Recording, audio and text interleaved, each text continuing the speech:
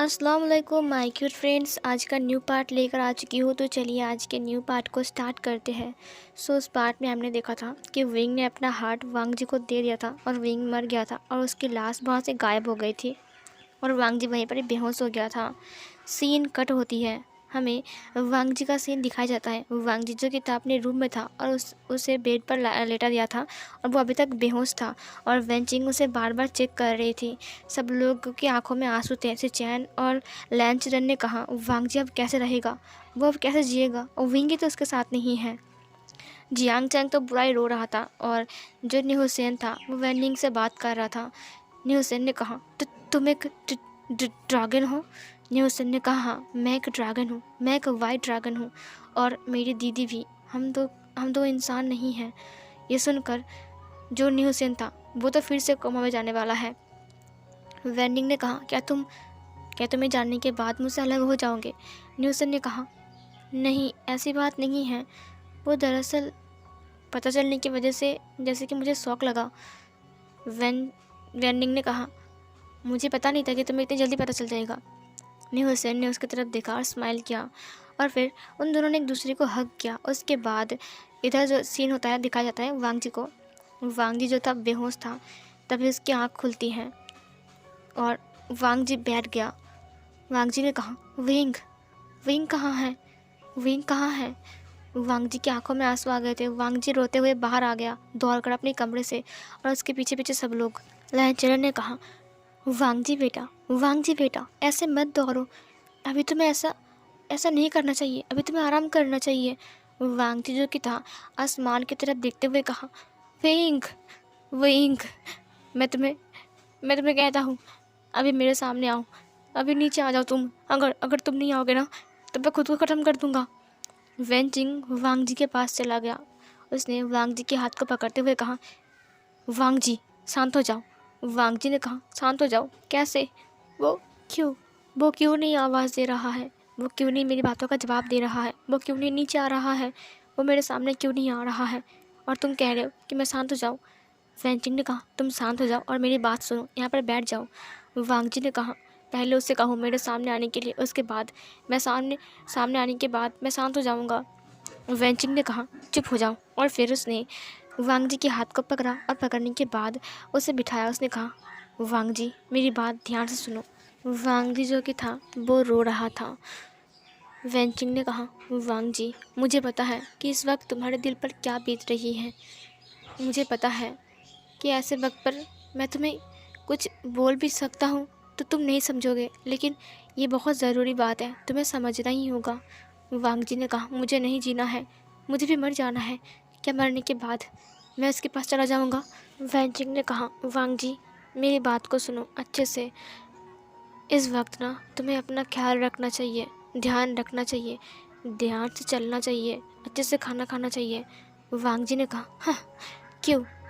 क्योंकि मुझे नई ज़िंदगी मिली है इसलिए, मैं फिर से ज़िंदा हो गया इसलिए। और जो जो चला गया उसका क्या? मैं ज़िंदा हूँ, मैं क्यों ज़िंदा हूँ?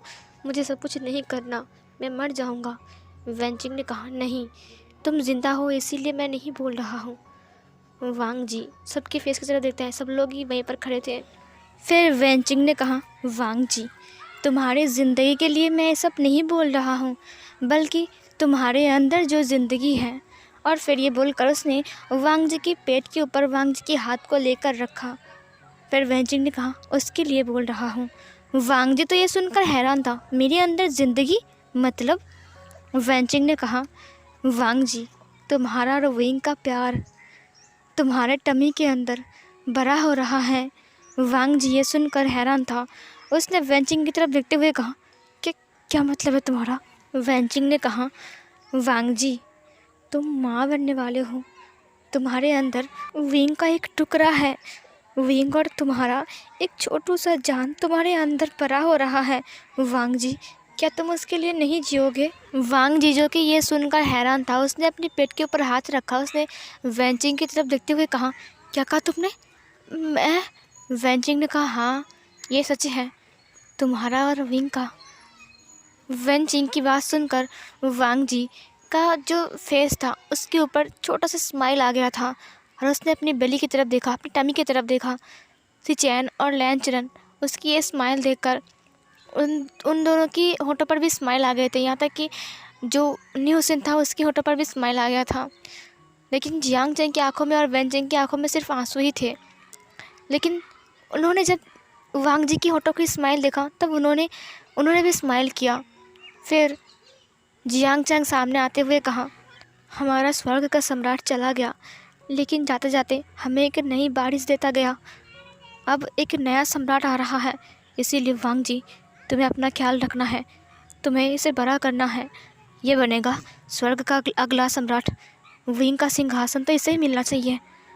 लेकिन ये बात सुनकर वांग जी की आंखों में फिर से आंसू आ गए। उसने रोते हुए कहा, मैं कैसे करूँगा विंग के बिना। तभी जियांग चैंग ने कहा, तुम्हें करना ही पड़ेगा, अगर तुम नहीं करोगे तो विंग उदास हो जाएगा। तुम कर सकते हो वांग जी। वांग जी ने अपनी पेट के ऊपर हाथ रखते हुए कहा, विंग मैं तुम्हारे तोहफे को संभाल कर रखूँगा, लेकिन तुमने प्रॉमिस किया है ना कि तुम दोबारा मुझसे मिलने आओगे, हम दोबारा फिर मिलेंगे, है ना विंग, है ना विंग। ये बोलकर वो रोने लगा। फिर थोड़ी देर बाद उसने अपने आंसुओं को पोंछा। उसने कहा, नहीं, मैं नहीं रहूँगा। विंग ने प्रॉमिस किया है ना कि हम दोबारा फिर मिलेंगे। विंग अपना प्रॉमिस कभी नहीं भूलता है। विंग अपने लैंसडन के पास दोबारा आएगा, हम फिर मिलेंगे, है ना विंग। सब लोगों ने वांग जी की तरफ देखा। सब लोगों की आंखों में बहुत आंसू आ गए थे, लेकिन फिर भी उन्होंने अपने आंसुओं को पोंछा, क्योंकि वांग जी ने अपने आंसुओं को पोंछ लिया था। फिर सब लोग मुस्कुराए वांग जी की तरफ देखकर। वांग जी उठ गया। उसने कहा, आज से मैं खुद का ख्याल रखूँगा और ये तोहफ़ा दूँगा विंग को। विंग ने जो मुझे तोहफ़ा दिया है मैं उसका ध्यान रखूँगा बहुत अच्छे से। विंग जाते जाते मेरे पास उसका एक निशानी छोड़ गया, वो ज़रूर मुझसे मिलने आएगा, ज़रूर, उसने प्रॉमिस किया है ना जियांग चैंग। जियांग चैंग ने कहा, हाँ ये बात सच है, विंग अपना प्रॉमिस कभी नहीं भूलता। विंग दोबारा ज़रूर आएगा तुम्हारे पास, देखना। वांग जी ने कहा, हाँ वो दोबारा ज़रूर आएगा, है ना छोटू विंग। और फिर ये बोलकर उसने अपनी टमी पर हाथ रखा और फिर वो रूम के अंदर जाने लगा। छोटू विंग, तुम्हें पता है तुम्हारे डैड ने प्रॉमिस किया है वो जल्दी आ जाएंगे, तुम्हारे पापा बहुत अच्छे हैं, मैं तुम्हें कहानी सुनाऊंगा तुम्हारे पापा का। हाँ। और फिर ये बोलते बोलते वो रूम के अंदर चला गया। सिचैन ने कहा, जियांग चैंग ने कहा, हाँ मुझे भी दुख है बहुत ज़्यादा, मैंने सोचा नहीं था कि ऐसा कुछ हो जाएगा। सिचैन ने कहा, अब तभी जियांग चैंग ने कहा, विंग के साथ वांग जी की शादी हो गई थी, इसीलिए वांग जी को हमारे साथ स्वर्ग में जाना पड़ेगा, क्योंकि अब वो विंग का मेगा वाइफ है, इसीलिए हमें उसे ले जाना पड़ेगा। और तो और अब तो वो विंग के बच्चे का माँ भी बनने वाला है, इसीलिए। लैंचर ने कहा, एक विनती है मेरा, क्या मैं कर सकता हूँ। जियांग चैंग ने कहा, हाँ बोलिए। लैंचर ने कहा, जब तक ये बच्चा ना आ जाए तब तक क्या वांग जी हमारे घर में रह सकता है। जियांग चैंग जो कि था थोड़ी देर सोचता है, उसके बाद वैंचिंग ने कहा, क्यों नहीं, ज़रूर रह सकता है। जब ये बच्चा बड़ा हो जाएगा हम तब वांग जी को और वो बच्चे को ले जाएंगे, है ना जियांग चैंग ने कहा, ठीक है, लेकिन 6 साल उसके बाद वांग जी को जाना पड़ेगा यहाँ से, वो ज़्यादा दिन यहाँ पर नहीं रह सकता है। फिर लैंचर ने कहा, जी जो आप कहोगे। फिर जियांग चैंग ने कहा, ठीक है। फिर सीन यहीं पर ही कट होती है। वांग जी जो कि था अपना ख्याल रखता था, अच्छे से खाना खाना, टाइम पे सब कुछ करना, चलना ध्यान से, सब कुछ वांग जी जैसे कि था खुद को संभाल रहा था और अपना ख्याल रखना बहुत अच्छे से। ऐसे करते करते वक्त बीतते रहते थे। जब गर्मी के मौसम आती हैं, सूरज की किरणों से सब लोग तंग आ जाते हैं, वही धूप से वांग जी गुजरने लगता है, क्योंकि धूप में उसे विंग की एहसास होता है, क्योंकि विंग ने कहा था कि जब गर्मी की धूप आएगी तब मैं उस धूप में रहूँगा। और जब बरसात की मौसम आती है सब लोग छाता लेकर इधर उधर भागते हैं, बारिश आ गई। और उसी बारिश में वांग जी खोल कर भीगता है, अपनी जी भर कर वो भीग लेता है, क्योंकि उसे लगता है कि बारिश की बूंदों में विंग है। जब ठंडी की मौसम आती है, जब तेज़ हवा बहती है, तब सब लोग गर्म कपड़े पहनते हैं और विंग ठंडे मौसम का मज़ा उठाता है, क्योंकि उसे लगता है ठंडी हवा में विंग है, क्योंकि विंग ने कहा था ठंडी हवा से डरना मत, क्योंकि उसमें मैं रहूँगा। बसंत की महीना तो आता है, लेकिन वांग जी हर वक्त उदास रहता है, क्योंकि विंग ने कहा था बसंत के महीने में विनी से खुशबू बनकर मैं तुम्हें छूकर गुजर जाऊँगा। वो खुशबू नहीं आता है कभी भी। और तो और वो चेरीज़ के फूल वो भी नहीं आते हैं, क्योंकि विंग ने कहा था जब चेरीज़ के फूल खिलेंगे हम दोबारा फिर मिलेंगे। लेकिन बसंत के महीने में चेरीज़ के फूल नहीं खिलते हैं। चेरीज़ का जो पेड़ होता है वो सूख गया था। वांग जी का टमी पूरा फूल गया था। अब वो बेबी को बर्थ देने वाला है। एक दिन बसंत के महीने में वांग जी जब अपने घर में था और न्यूसेन उसके पास था, क्योंकि न्यूसेन की शादी वैनिंग के साथ फिक्स हो गई है। उसकी गगा ने शादी को मान लिया है, एक्सेप्ट कर लिया है। इसीलिए न्यूसेन जो कि था वो शादी के लिए इनवाइट करने के लिए वांग जी के पास आया था। वो दोनों बात ही कर रहे थे कि अचानक ही वांग जी के पेट पर उसे दर्द होने लगा। उसका लिवर पेन स्टार्ट हो गया था। लिवर पेन की वजह से वांग जी को बहुत दर्द हो रहा था। वांग जी जो कि रो रहा था। सब लोग आ गए थे। फिर वांग जी जो कि था बसंत के महीने में रात के टाइम उसने एक क्यूट से बेबी बॉय को बर्थ दिया था, जो कि एक अल्फ़ा था। जब उस बेबी बॉय ने बर्थ लिया तब आकाशवाणी हुई कि स्वर्ग का दूसरा सम्राट आ चुके हैं। स्वर्ग का दूसरा सम्राट आ चुके हैं। चारों ओर रोशनी से छा चुकी थी। अंधेरी रात थी, लेकिन इतनी रोशनी देखकर सब लोग हैरान थे। और एक भीनी सी जो धुन थी वो कहीं से भी आ रही थी। वांग जी को भी सुनाई दिया था, लेकिन वांग जी बेहोश हो गया था, इसीलिए अच्छे से वो सुन नहीं पाया था। जब वांग जी को होश आया तब उसने अपने बेटे को देखा। बहुत ज़्यादा ही क्यूट था और विंग की तरह ही उसके लिप्स के नीचे एक क्यूट सा मोल था। उसे देखकर उसे बहुत अच्छा लगा। विंग, छोटू सा विंग। उसने उसे गोद में लिया। बच्चा रो रहा था। वांग जी ने उसे अपने सीने से लगा लिया और उसे फीडिंग करवाना स्टार्ट किया। वांग जी को अच्छे से नहीं आता है, किसी ने उसे सिखा दिया। वो कि वेंचिंग था, क्योंकि वेंचिंग और जियांग चैन को पता चल गया था कि वांग जी ने एक बेबी बॉय को बर्थ दिया है और वो देखने के लिए आई। वांग जी बहुत खुश था अपने बच्चे के साथ। फिर धीरे धीरे करके वक्त बीतते रहते हैं। बच्चा बड़ा होने लगता है। बच्चे को खिलाना पिलाना ये सब काम करते करते वांग जी पूरा दिन थक जाता था। ऊपर से बच्चे को सुलाना, उसे नहलाना, उसके खिलौनों को ठीक से रखना। और वो बच्चा बहुत शैतान था, बिल्कुल वांग जी की तरह, लेकिन उसका दिमाग बिल्कुल विंग जैसा था। बहुत चालाक बच्चा था वो। होगा ही क्यों नहीं, हमारा विंग का जो है। और तो और वो बहुत ताकतवर भी था। कुछ भी चीज़ों को अच्छे से हाथ से उठा सकता था। और तो और वो बच्चा इतना ज़्यादा ही चालाक था ना कि वांग जी कभी कभी उसे ढूंढते ढूंढते थक जाता था। धीरे धीरे करके वक्त बीतते रहते हैं। हर एक मौसम आता है। बसंत का मौसम भी आता है। भीनी सी खुशबू भी आती है अब, लेकिन वो चीरीज़ का पेड़, वहाँ पर पत्ते या फिर फूल कुछ भी नहीं आए थे। वांग जी निराश हो गया था। उसने कहा, विंग तुम कब आओगे? हमारा बच्चा भी आ चुका है, तुम कब आओगे विंग? विंग तो नहीं आया था, ना कि चेरीज़ के फूल भी। वांग जी उदास था। धीरे धीरे करके वक्त और बीतते जाते हैं। 5 साल बीत जाते हैं। 5 साल के बाद का सीन दिखाया जाता है। वांग जी ने कहा, युवान, युवान, युवान बेटा, कहाँ हो आप? युवान। तभी सिचेन ने कहा, वांग जी तुम किसी को ढूंढ रहे हो? तभी वांग जी ने कहा, देखो ना गगा, ये बच्चा मुझे परेशान कर दिया है, पता नहीं कहाँ चला गया। आज उसका जन्मदिन है। जिवुचुन ने कहा, हाँ इसीलिए तो मैं उनसे मिलने आया हूँ। मेरा नेफ्यू बहुत बड़ा हो गया है ना, मैं उससे मिलने आया हूँ। वांग जी ने कहा, मिलोगे तब ना, वो दिखेगा, पता नहीं कहाँ छुप कर बैठा है। लगता है खरगोश के साथ खेल रहा है या फिर तितली पकड़ने गया है। ये बच्चा भी ना 5 साल का हो गया है, लेकिन इसे अकल नाम की कोई चीज़ ही नहीं है।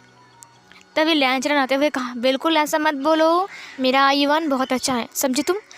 वांग जी ने कहा, हाँ बहुत अच्छा है, तंग करके मेरा दिमाग ख़राब कर दिया। तभी एक ज़ोर से आवाज़ सुनाई देती है। वांग जी ने कहा, युवान। तभी वो लोग दौड़कर उस आवाज़ की तरफ बढ़ते हैं। वो लोग सामने की नज़ारा देखकर चौंक गए। वहाँ पर गोल्डन कलर की रोशनी दिखाई दे रही थी। वांग जी ने कहा, युवान, युवान बेटा। सब लोग हैरान हो गए थे। युवान जो कि था वो पूरा चमक रहा था।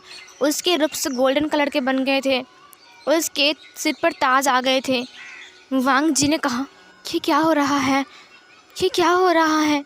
आसमान में अग्नि पक्षी मतलब कि गोल्डन पॉनिक्स की आवाज़ सुनाई देती है। वो चिल्ला चिल्ला कर गोल चक्कर लगा रहा था लान कबीले के ऊपर। तभी जो लैंचरन था और जिवुचुन था, वो लोग घुटना टेक कर बैठ गए। यहाँ तक कि सारे डिसिपल्स भी घुटना टेक कर बैठ गए थे। जितने सारे लोग थे वहाँ पर सब लोग घुटना टेक कर बैठ गए थे। और वो गोल्डन पॉनिक्स जो था हवा में चक्कर लगा रहा था गोल गोल करके। वांग जी उस अग्नि पक्षी की तरफ देखते हुए कहा, विंग, विंग, मेरा विंग, मेरा विंग। लेकिन वो गोल्डन पॉनिक्स चक्कर लगा रहा था गोल गोल करके। धीरे धीरे करके वो नीचे आने लगता है। वो बहुत बड़ा था और उसका पंख कितना चमक रहा था, सूरज की तरह चमक रहा था उसका पंख। वो नीचे आया, सीधा युवान के सामने आ गया और वो चुपचाप बैठ गया। सब लोग देखकर हैरान हो गए थे। सब लोग वहीं पर ही खड़े हो गए। मतलब जो लोग घुटना टेक कर बैठे हुए थे, अब सब लोग खड़े हो गए क्योंकि गोल्डन पॉनिक्स नीचे आ चुका है। युवान हंसते हुए कहा, अरे पक्षी, तुम कितने खूबसूरत हो। ये बोलकर वो उस गोल्डन पॉनिक्स की तरफ बढ़ने लगता है। वांग जी की आंखों में आंसू आ गए थे। वांग जी ने कहा, युवान। तभी युवान जाकर सीधा गोल्डन पॉनिक्स के ऊपर अपने हाथ को फिराता है।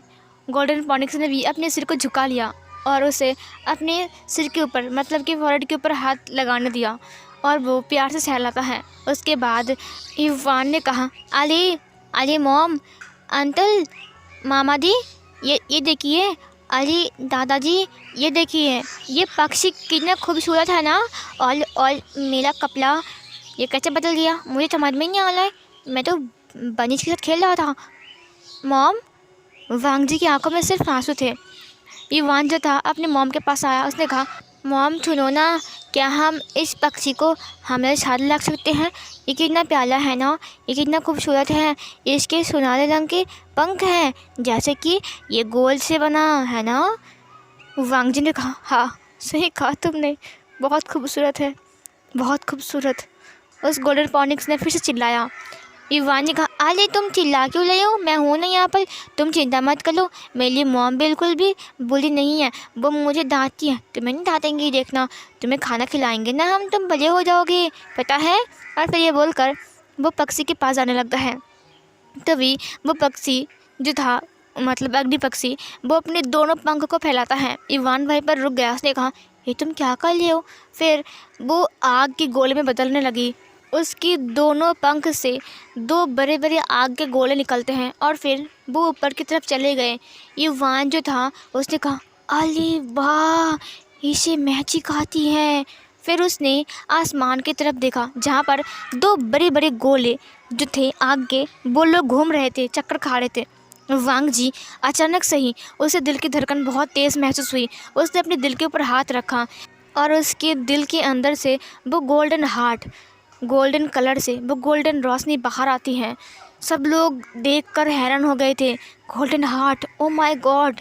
और फिर वो गोल्डन हार्ट जाकर वो दो गोले में लग जाती हैं और दो गोला आपस में मिक्स होने लगते हैं उस गोल्डन हार्ट को लेकर। और फिर वो दो गोला अलग हो जाते हैं। अलग होने के बाद एक गोला जाकर युवान के सीने से लगता है और युवान तुरंत बेहोश हो गया। और दूसरा गोला उस गोल्डन पॉनिक्स के पास आता है और उस गोल्डन पॉनिक्स ने ज़ोर से चिल्लाया, इतनी ज़ोर से चिल्लाया, चीख मारा।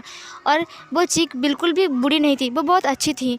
उसकी वजह से हज़ारों फूल खिल गए, नई नई खुशबू आने लगी, चिड़िया गुनगुनाने लगी। सब लोग तो हाँ हो गए थे देखकर। तभी उस गोल्डन पॉनिक्स जो था उसने एक ज़ोर से चीख मारा फिर से, और फिर वो हवा में फिर से उड़ गया और फिर वो घूमने लगा।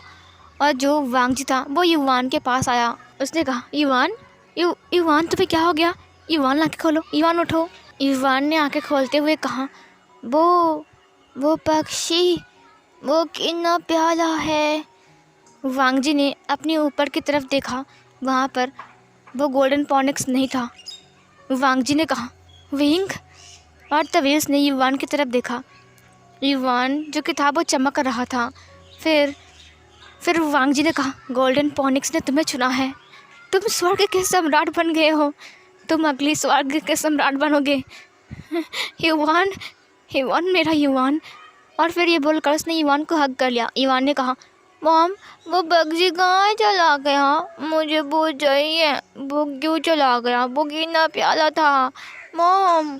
तभी वांग जी ने कहा, वो फिर से आएगा दोबारा, तुम सो गए थे ना, इसीलिए वो चला गया। उसने कहा, युवान पढ़ाई नहीं करता है, सो जाता है, खाना खाता है, लेकिन खेले जाता है, पढ़ाई अच्छे से नहीं करती है और मॉम की बात नहीं मानती है, इसीलिए वो पक्षी चला गया। युवान ने कहा, अगर मैं पढ़ाई करूँगा और आपकी बात मानूंगा तो वो फिर से वापस आ जाएगा। ये सुनकर वांग जी ने कहा, हाँ वो वापस ज़रूर आ जाएगा, आज तुम्हारा जन्मदिन है ना बेटा। युवान ने कहा हाँ, उस पक्षी को तो मैंने बोला ही नहीं, मैंने उसे इनवाइट ही नहीं किया शाम को। फिर वांग जी ने कहा आज तुम्हारे अंकल भी आने वाले हैं ना। फिर तभी युवान ने कहा चैंग अंकल आने वाला है। ये सुनकर उसने कहा हाँ, चैंग अंकल आने वाले हैं बेटा। और फिर ये बोलकर उसने फिर से उसे हग किया। और युवान ने कहा क्या उनके साथ वो बहन भी आएगी। फिर वांग जी ने कहा हाँ, बहन भी आएगी। वांग जी ने उसे गोद में उठा लिया और फिर वो लोग अपने घर की तरफ जाने लगे, और लैंचरन और सिचैन भी। फिर युवान ने कहा अगर अगर बहन आई ना तो मैं उसे जाने नहीं दूंगा। पता है मैं उसे कितना प्यार करता हूँ, मैं मेरे बहन से कितना प्यार करता हूँ, और वो सिर्फ साल में एक बार आते हैं। वो लोग क्यों नहीं आते हैं मॉम। तभी वांग जी ने कहा वो लोग बहुत दूर रहते हैं ना, इसीलिए नहीं आते हैं बेटा।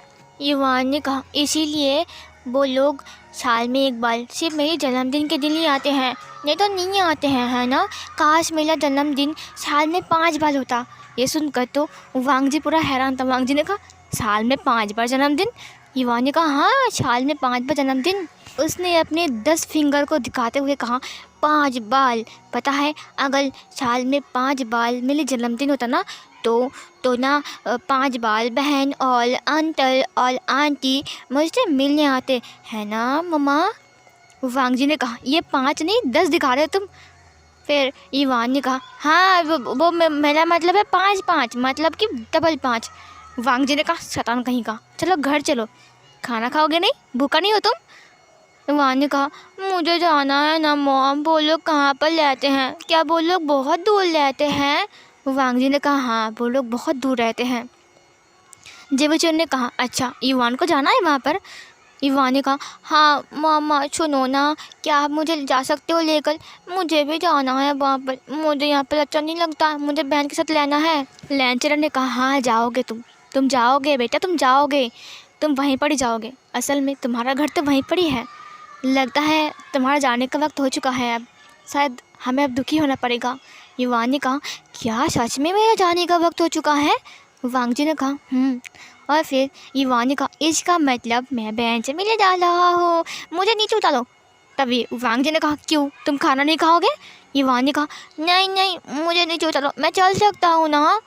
वांग जी ने उसे नीचे उतार दिया और युवान कूदते कूदते जाने लगा। उसने कहा ये मैं घर जाऊँगा, मैं घर जाऊँगा, मैं बहन से मिलूँगा, मैं घर जाऊँगा, मैं घर जाऊँगा। ये बोलते बोलते वो कूदते कूदते जाने लगा और उसे देख कर सिचैन और लैंचरन हंस रहे थे, लेकिन वांग जी बहुत उदास था। जिबुचुन ने कहा वांग जी क्या हुआ है।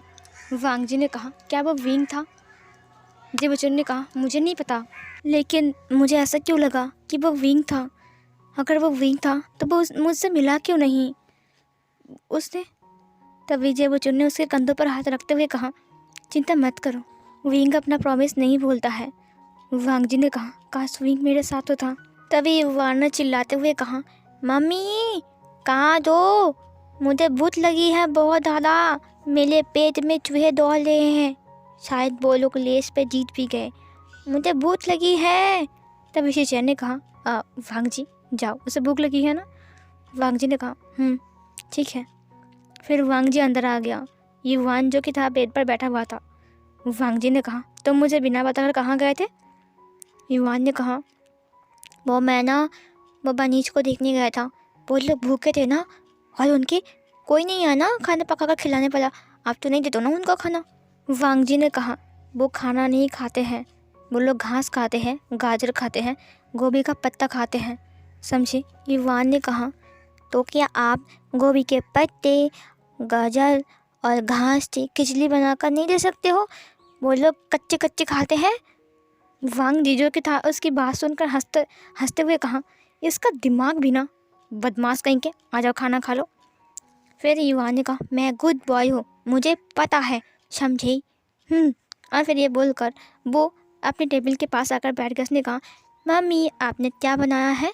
वांग जी ने कहा तुम्हारे लिए मोमोज बनाए हैं। ये सुनकर युवान ने कहा हाँ क्या कहा आपने मेरे लिए मोमोज बनाए हैं, मुझे मोमोज बहुत पसंद है, मुझे मोमोज बहुत पसंद है। वांग जी ने कहा आज तुम्हारा जन्मदिन है ना, इसीलिए बनाया है तुम्हारे लिए, चक्कर बताओ। युवान ने कहा हाँ मुझे दीजिए ना, और फिर ईवान खाने लगता है। ईवान ने कहा अरे वाह कितना प्यारा है, मॉम बहन कब आएगी? आपने बहन के लिए मोमोज रखे हैं ना, और खरगोश के लिए? वांग जी ने कहा हाँ मैंने रखा है, लेकिन खरगोश मोमोज नहीं खाते हैं। तभी ईवान ने कहा मैं उन्हें खिला दूंगा ना, उसकी उसकी बॉडी को ऐसे पैर से ऐसे पकड़ूंगा और उसकी मुंह को ऐसे फाड़ूंगा और उसके मुंह के अंदर डाल दूंगा। वांग जी ने कहा उसके गले में अटक जाएगा, वो मर जाएगा। ईवान ने कहा नहीं, मैं उंगली से ना उसके मुंह के अंदर घुसा दूंगा, उसे निकलना भी नहीं पड़ेगा, उसके पेट के अंदर चला जाएगा। वांग जी ने कहा तुम ये सब कुछ करते हो क्या उनके साथ? ईवान ने कहा नहीं अभी तक क्या नहीं है, सोच लाओ करने की। वांग जी ने कहा ऐसा मत करो, वो लोग मर जाएंगे समझे, वो लोग बहुत छोटे छोटे होते हैं बेटा। ईवान ने कहा ऐसा है क्या? वांग जी ने कहा हाँ। ईवान ने कहा ऐसे वो लोग चबा चबा कर नहीं खाते हैं, वो लोग चबा चबा कर ही खाते हैं मॉम, मैंने देखा है। वांग जी ने कहा ठीक है अब चुपचाप खाना खाओ। एक आवाज़ होती है, आवाज़ सुनकर ईवान ने कहा क्या बहन आ गई है, बहन आ गई, बहन आ गई, और ये बोलकर उठ गया। उसने कहा मॉम दरवाज़ा खोलो ना। वो थोड़ा सा हाइट में शॉर्ट था, तो उस तक दरवाजे के मतलब दरवाज़ा का जो वो ये था उसका हाथ नहीं पहुंच रहा था। वांग जी ने कहा ठीक है मैं खोल रहा हूँ। उसने दरवाज़ा खोला, वहाँ पर जियांग चैंग था और वैनकिंग था। वैनकिंग और जियांग चैंग की शादी हो गई थी। तभी ईवान ने कहा अंकल आंटी, और फिर ईवान ने कहा बहन कहाँ है, आप बहन को नहीं लेकर आए हो? ईवान की बात सुनकर जियांग चंग ने कहा ऐसा कभी होता है क्या कि हम ईवान की बहन को लेकर नहीं आए हैं? फिर ईवान ने कहा तो फिर ईवान का बहन कहाँ है? तभी उन दोनों के बीच में से एक क्यूट सी लड़की बाहर आते हुए कहा ये लो मैं आ गई। तभी ईवान ने कहा आयु तुम आ गई, तुम कितने बदल गए हो, तुम बड़े हो गए हो। तभी आयु ने कहा, मतलब छोटी सी बच्ची का नाम आयु था, जन्मदिन मुबारक हो ईवान, मेरे प्यारे से भाई। ईवान ने कहा तुम्हें भी। आयु बहुत छोटी थी ईवान से भी, शायद वो ईवान से 1-2 साल की छोटी होगी, लेकिन वो अच्छे से बात कर सकती हैं। फिर वांग जी ने कहा जियांग चंग तुमसे कुछ ज़रूरी बात करनी है, पता है आज क्या हुआ? उसने जियांग चैंग को और वैनचिंग को सब कुछ बताया। इसी दौरान आयु और जो ईवान था वो दोनों खेल रहे थे, कूद रहे थे, मोमोज खा रहे थे, इधर उधर भाग रहे थे। जियांग चैंग ने कहा बट जाने का वक्त हो चुका है। वांग जी ने कहा जाने का वक्त हो चुका है? जियांग चैंग ने कहा मॉम डैड ने कहा है और अंकल आंटी ने कहा है तुम दोनों को ले जाने के लिए, आज स्वर्ग से सीढ़ी आएगी, तुम दोनों को ले जाने के लिए कहा है। वांग जी ने कहा इतनी जल्दी? फिर जो वैनचिंग थी उसने कहा इतनी जल्दी क्यों बोल रहे हो वांग जी, 5 साल बीत चुके हैं। वांग जी ने गहरी सांस छोड़ा, उसने कहा हाँ देखते देखते 5 साल बीत गए और ईवान कितना बड़ा हो गया है ना। जियांग चंग ने कहा हाँ सही कहा तुमने, और उसे तो अब गोल्डन हार्ट भी मिल चुका है। वांग जी ने कहा हाँ वो पॉनिक्स आया था। फिर जियांग चंग ने कहा वो आया था? उसने कहा हाँ। जियांग चंग ने कहा मुझे पता है, अब चलो हमें जाना पड़ेगा, तुम्हें क्या क्या लेना है सब कुछ ले लो। सीन कट होती है, सब लोग वहाँ पर आ गए थे जहाँ पर वांग जी रो रहा था, अपनी गगा को हक करता है, अपनी अंकल को हक करता है। वहाँ पर सब लोगों को हक करने के बाद उसने कहा मैं जा रहा हूँ। वहाँ पर जो वैनिंग और न्यू हुसैन था वो लोग भी आए थे। न्यू हुसैन अब वैनिंग के साथ रहता है स्वर्ग में, क्योंकि वो वैनिंग का वो ओमेगा वाइफ बन चुकी है, इसीलिए वो लोग भी वांग जी को लेने के लिए स्वर्ग की सीढ़ी को लेकर आए थे। फिर वो सब लोग मिलकर सीढ़ी के ऊपर चढ़ जाते हैं और सीढ़ी धीरे धीरे करके गायब होने लगती है। ईवान ने कहा ये मैं घर जा रहा हूँ, बाय बाय दादाजी, बाय बाय मामा, मैं फिर मिलेंगे, बाय बाय बाय बाय, चलो आयु। और फिर वो दोनों भागने लगते हैं सीढ़ी के ऊपर। वांग जी ने कहा रुक जाओ क्या कर तुम दोनों? फिर आयु ने कहा चलो दौड़ लगाते हैं, देखते हैं कि कौन जीता है। ईवान ने कहा मैं ही जीतूंगा, तुम जानते नहीं हो मुझे। और फिर ये बोलकर वो दोनों भागने लगते हैं। वैनचिंग ने कहा आयु रुक जाओ क्या कर रही हो, गिर जाओगी। फिर सीढ़ी धीरे धीरे से गायब होने लगती है और फिर वो लोग स्वर्ग तक पहुंच जाते हैं। हेवन में पहुंचने के बाद वांग जी को भीनी सी खुशबू मिलती है। वांग जी ने कहा ये खुशबू? जियांग चंग ने कहा यहाँ पर बसंत का महीना चलता है ना, इसीलिए हर वक्त ये खुशबू रहती है, तुम्हें अच्छा लगा या फिर बुरा लगा? वांग जी ने कहा बसंत का महीना, वाह ये खुशबू बहुत अच्छा है। वो हवा आकर वांग जी को छूकर चला गया। वांग जी जो कि था master Wei and madam Wei से मिलती हैं और Jiang Fengmian and madam Yu से भी। वो सबको ग्रीट करते हैं। मिसेस वी जो थी उसे तो बहुत पसंद आया था वांग जी। उन्होंने वांग जी को हग कर लिया। उसने कहा तुम्हारा स्वागत है। और फिर उसने युवान को देखा। युवान बहुत क्यूट था। उन लोगों ने युवान को गोदी ले लिया और उन्होंने कहा अरे तुम तो बहुत गोलू मोलू हो। युवान ने कहा मैं गोलू मोलू नहीं हूँ, मेरा नाम युवान है। तभी उन्होंने कहा तुम्हें पता है हम लोग कौन हैं? फिर जियांग चंग ने कहा ये दोनों तुम्हारे बड़े दादाजी और बड़ी दादी माँ है, और ये छोटे दादाजी और छोटी दादी माँ है, याद रखोगे ना? युवान ने कहा क्या आपने युवान को गधा समझ कर रखा है कि युवान भूल जाएगा? युवान भुलाक्कल नहीं है। तभी जियांग चैंग ने उसे किस करते हुए कहा हाँ मुझे पता है तुम कितने क्यूट हो, समझे? युवान ने कहा हाँ मुझे आइंदा से मत बोलना, समझे? उसने कहा जी जी सम्राट, मैं आगे से नहीं बोलूँगा। और सब लोग हंसने लगते हैं और फिर सब लोग बात करते हैं, खाना खाते हैं। खाना खाने के बाद जियांग चैंग और वेंचिंग एक दूसरे से बात करते हैं। उसके बाद वेंचिंग वांग जी के पास आई। उसने कहा चलो वांग जी तुम्हारा कमरा दिखा दूँ। वांग जी ने कहा युवान। फिर वेंचिंग ने कहा अरे उसकी बात ही मत छोड़ो, अंकल आंटी और मॉम डैड ना उसके साथ जुड़े हुए हैं और आयु भी उनके पास है। तुम चिंता मत करो, आज रात युवान उनके पास ही रहेगा और वो सेफ़ है। वांग जी ने कहा अरे नहीं नहीं, मैं बस सोच रहा था कि वो उन्हें तंग ना करे। वेंचिंग ने कहा नहीं चलो। और बोलते बोलते वो लोग वांग जी की रूम के पास आ गए। वेंचिंग ने कहा लो आ गए। सुनो वांग जी, कुछ भी चीज़ का ज़रूरत हो तब मुझे बोलना, ठीक है? वांग जी ने कहा हाँ। वेंचिंग ने रूम को खोला। उसने कहा अंदर आ जाओ। फिर वो अंदर आए, लेकिन रूम से विंग की खुशबू आ रही थी। वांग जी ने कहा विंग? फिर वेंचिंग ने कहा ये विंग का ही कमरा है, यहाँ पर विंग ही रहता है और अब तो तुम विंग की ओमेगा वाइफ हो, इसीलिए ये कमरा भी तुम्हारा ही है, इसीलिए अब से तुम इस कमरे में ही रहोगे। वांग जी ने कहा ठीक है। और फिर वेंचिंग ने कहा गुड नाइट, मैं चलती हूँ। वांग जी ने कहा गुड नाइट और फिर वेंचिंग चली गई। वांग जी रो रही थी। उसने कहा विंग ये रूम तुम्हारा है, खुशबू तुम्हारी है, सिर्फ तुम मेरे पास नहीं हो। वो सो तो गया था लेकिन उसे नींद नहीं आ रही थी। वो एक बार इस तरफ तो दूसरी बार उस तरफ घूम रहा था। उसे बार बार विंग की याद आ रही थी। वो उठ गया और कमरे से बाहर आ गया। उसने कहा मुझे नींद नहीं आ रही है। हाँ। और फिर वो टहलने लगता है। तभी उसके पास हवा से बहते हुए कुछ पत्ते आने लगे उड़कर। वांग जी ने अपने हाथों से लिया। उसने कहा चेरीज़ के पत्ते और चेरीज़ के फूल। फिर तभी उससे याद आता है कि जियांग चैंग ने उससे क्या कहा था, यहाँ पर हर वक्त बसंत के महीने चलते हैं। वांग जी ने कहा बसंत के महीने में ही तो चेरीज़ के फूल खिलते हैं। तभी विंग की बात याद आई, जब चेरीज़ के फूल खिलेंगे हम दोबारा फिर मिलेंगे। वांग जी ने कहा ये चेरीज़ का पेड़ कहाँ है? इतने सारे फूल पत्ते, यहाँ पर तो बहुत सारे पेड़ होना चाहिए। वांग जी हवा की दिशा को नाप कर वहाँ तक जाने लगा जहाँ पर ये पेड़ है। वह वहाँ तक पहुँच गया। अचानक ही उसे कोई दिखाई दिया, किसी की काली छाया। उसने कहा कोई है क्या यहाँ पर? वो आगे आते हुए कहा कौन हो आप? फिर वो और आगे आता है। उसने कहा मैं आपसे बात कर रहा हूँ। जी आप कौन हो? वो इंसान जो था वहाँ पर खड़ा, वो पीछे मुड़ता है। जब वो पीछे मुड़ा तब वांग जी ने उसके फेस को देखा। जब वांग जी ने उसके फेस को देखा तो वांग जी के हाथ पे जो चेरीज़ के फूल और पत्ते थे वो नीचे गिर गए। वांग जी की आंखों में आंसू आ गए। उसका मुंह खुला का खुला रह गया सामने वाले इंसान को देखकर। और सामने वाला जो इंसान था वो उसे देखकर मुस्कुरा रहा था। वांग जी के मुंह से निकला तुम? उस इंसान ने स्माइल किया और अपने दोनों हाथों को फैला दिया। अपनी बाहों को फैलाकर उसने वांग जी की तरफ देखा। वांग जी अपनी आंसू भरी आंखों से उसकी तरफ देख रहा था और वांग जी दौड़ कर उसकी तरफ जाने लगा। और ये वाला पार्ट यहीं पर ही एंड हो जाती है।